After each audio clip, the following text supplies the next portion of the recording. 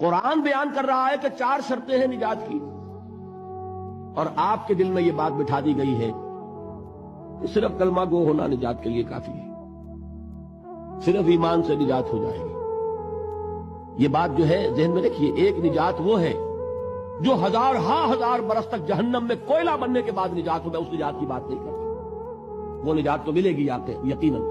جس شخص کے دل میں رائی کے دانے کے برابر بھی ایمان ہوگا، وہ اپنے اعمال کی، اپنے کرتوتوں کی سزا بھگت کر بالآخر جنت کے اندر داخل کیا جائے گا، جہنم سے نکالا جائے گا، اور نکالا جائے گا تو اس وقت حال کیا ہوگا؟ جیسے جلا ہوا کوئلہ، اس کے سوا کچھ نہیں۔ حدیث میں اس کی شرح آئی ہے۔ لیکن یہ نجات نہیں، نجات وہ کہ جو اللہ تعالیٰ میدان حشر ہی میں ہماری مغفرت کا اعلان فرمائے، اللہ تعالیٰ اول وہلے میں ہمیں جنت میں داخل فرمائے، اس نجات کی بات فرمائے۔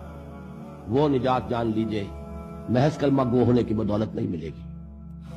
اس نجات کے لیے شرط اول ایمان، شرط دوم عمل صالح، شرط ثالث تواصی بالحق، اور چوتھی شرط تواصی بالصبر۔ یہ قرآن کا بیان ہے۔